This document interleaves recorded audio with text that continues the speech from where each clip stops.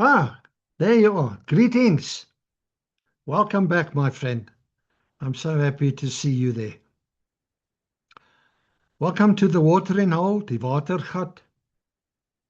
I'm Peter Warren, and as per our custom, we're going to spend some good quality time together around the living waters of God's words. Thank you for coming. Now, one of the enemy's most effective tactics against us, if you are busy like I am, if your mind is always on the go like mine is, if you are going flat out, one of the enemy's most effective tactics against us is distraction, afleiding. It's a trap. Let's look at that today. And Father, we just pray now. Thank you for the wisdom, your knowledge, your insight, your understanding. Thank you, Lord, for discernment. We ask, Lord, that you would enrich us with these things today. Would you show us where we fall into the distraction trap? And will you help us accordingly, Lord? Thank you that you do. So come, Holy Spirit, Spirit of truth, the one who comes alongside. Thank you. You help us carry our load. In Jesus' name, amen.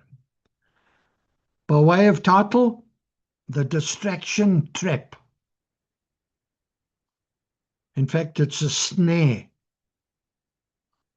A snare tightens around the buck's foot, and immediately its going forward stops. No more progress. The next thing, pain, loss of blood, loss of life, momentum goes.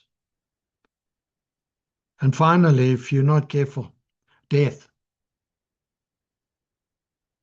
So there are things that God wants to do through you. And the enemy wants to cause the death of those things through distracting you. Hello? Your blind spots. In this fast moving, quick changing world, with many, many voices all vying for our attention, this is one of our biggest problems. You see, distraction kills your purpose. It comes in many forms of diversionary tactics, like a magician uses sleight of hand. Not only in our everyday lives, but also in our relationship with Father God.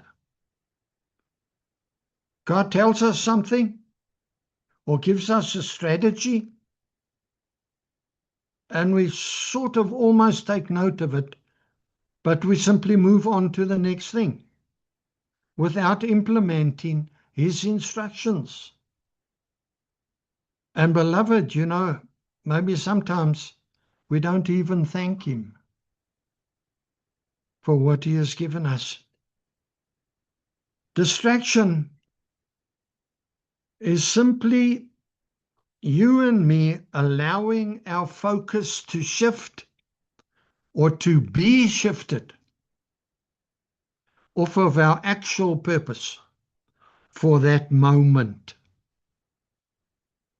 It is caused by task irrelevant stimuli that interrupt goal-directed behavior. They've got nothing to do with the task at hand. They are irrelevant, but they interrupt your behavior. Look, a squirrel, like that. Biblical distraction is spiritual warfare. It is anything that diverts your attention, your time, or your energy away from God, from His will, and from His spiritual purposes for you here and now. And the Bible warns that distraction is caused by letting worldly anxieties, busyness, or fleshly desires drag your focus and attention away from God. Worldly anxieties, busyness, fleshly desires. Let's take them apart. Anxiety and worldly cares. Matthew 13:22 in the ISV.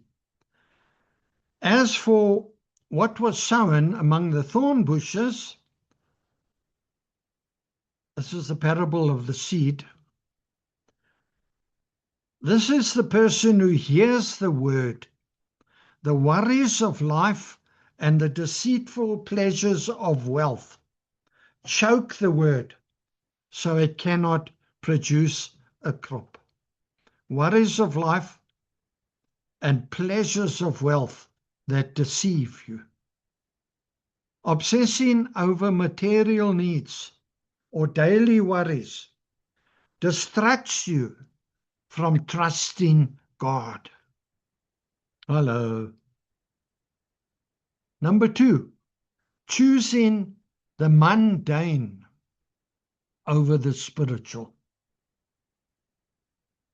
In Luke 10:38, we have the story while Martha was worrying about all the things she had to do. She had a sister named Mary who sat down at the Lord's feet and kept listening to what he was teaching. Now, Jesus commended Mary at his feet for having chosen the better option. Are you going to choose the mundane every day? Or are you going to take the trouble to sit at the feet of the Master? The dangers of distraction. The Lord has shown me 2 examples at a men's camp I was on recently. I'm not sure what they were talking about, but the Lord showed me these 2, and I want to share them with you because they pertain to me and they probably pertain to you. Maybe.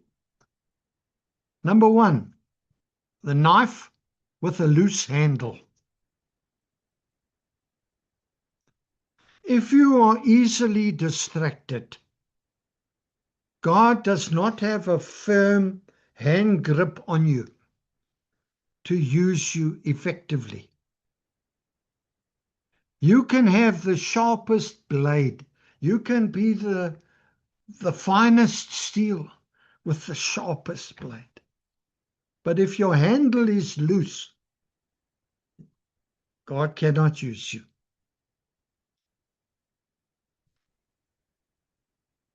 Wow.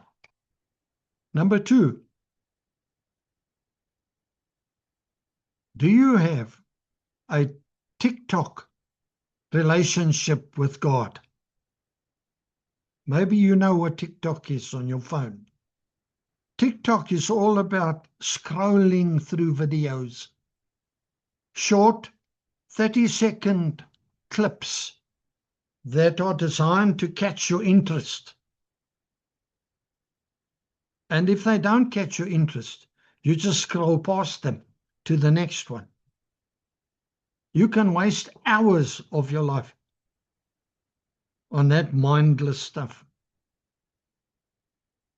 I've had to learn that lesson.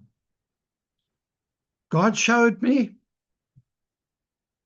and maybe you can think about this. He showed me that my prayer life and my relationship in general with Him is a TikTok relationship. I fire a question, or I ask Him something, or I make a statement towards Him. I fire a prayer. But then I keep going. I just keep going. I don't even wait to allow Him the chance to answer me. It's like asking in passing, "Hi, how are you?" but not listening for the answer. At this men's camp I was on, man, there was a young man came up to greet me, but he was talking to the man over here. And while he was still talking to the man, he puts his hand out to shake my hand and greet me. But he can't even look me in the face. You know what bad manners that is? I tell you. Are we like that with Father God? Overcoming the distraction trap. The Bible encourages us to cultivate spiritual discipline, spiritual focus, to fight against distraction. And this involves three things that we take very seriously. And I want to say this. If you are prone to distraction, if it's one of your weak areas, you can retrain your mind. Be transformed by the renewing of your mind. These three things. Number one, fix your eyes forward. Set them. Tighten it so they can't move. Number two, set your mind on things above. Tighten it. And number three, get rid of what's holding you back. Let's break them up. Fix your eyes forward. Philippians 3, verse 13 in the CEV. My friends, I don't feel that I have already arrived, but I forget what is behind, and I struggle. I press in for what is ahead. I run toward the goal so that I can win the prize of being called to heaven. This is the prize that God offers because of what Christ Jesus has done. Fix your eyes to win your prize. Number two, set your mind on things above. Colossians 3:2 in the CEV. Think about what is up there, not about what is here on earth. I remember the story of a man, very wealthy, and he said to his wife, when I die, I want to take all my money with me. I want you to put it in the coffin, please. And she agreed, and he made her promise, and she promised. And then came the day, came the funeral, and there off went the coffin. And his widow's friend came to her and said, did you do it? She said, absolutely. She said, you mean you put all his money in the coffin? She said, no, I wrote him a check and I put that in the coffin. Can't take it with you. Set your mind on things above. And then when we pray now, let's ask the Lord to show us what is hindering us, what is pushing us off course, what is making us so easily fall into this trap of distraction. And when the Lord shows you, do something about it. Hebrews 12 verse 1 in the CEV. We must get rid of everything that slows us down, especially the sin that just won't let go. And we must be determined to run the race that is ahead of us. So, as I approach the landing strip, practical habits that we can cultivate, things you can do practically that will help you in the retraining of your mind. Number 1, withdraw to refocus. Number 2, above all else, guard your heart. Withdraw to refocus. Jesus regularly stepped away from the crowds and from the ministry. And he went to spend time in focused prayer.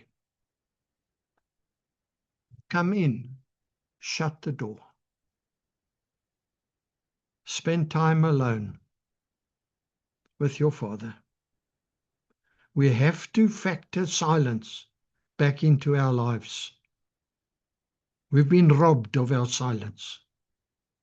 Even you get in the car, automatically the radio switches on. No, switch it off.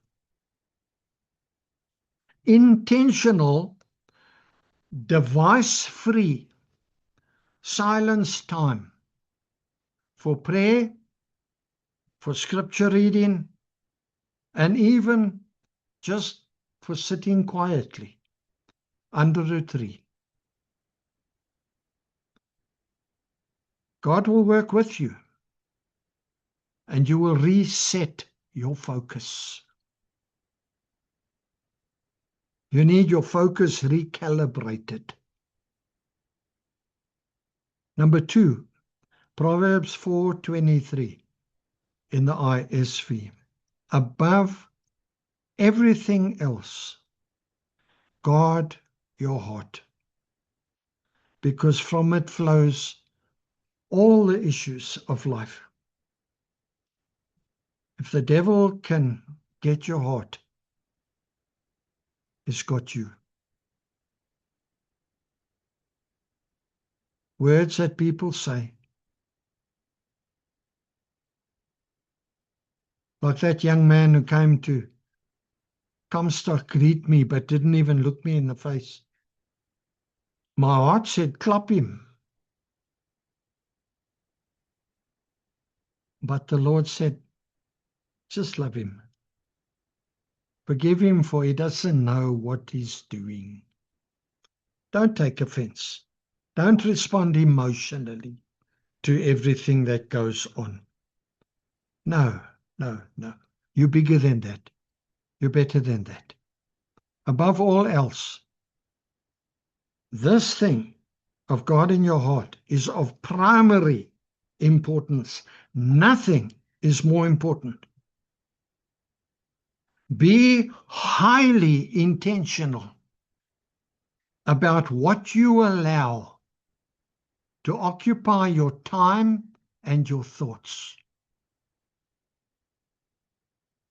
Do not give the devil airtime.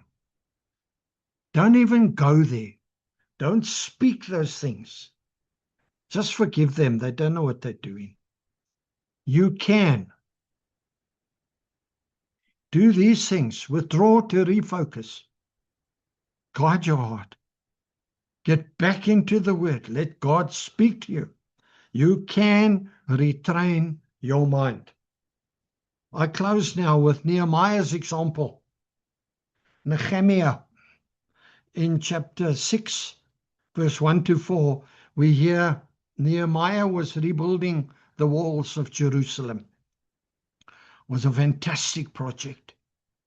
His enemies came to distract him by calling him to a bunch of meetings. He refused flat out. In chapter 6, verse 3 of Nehemiah, he says, "My work is too important to stop now and go there. I can't afford to slow down the work just to visit with you." Come on. There's a time to be ruthless. There's a time to be goal-orientated. There's a time to have your eyes fixed.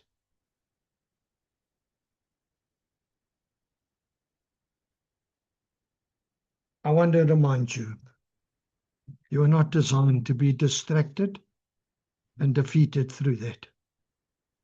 You can retrain your mind. Let's just pray. Father, I thank you that you show me this trap. I pray for each one of us, Lord, that you would show us exactly where,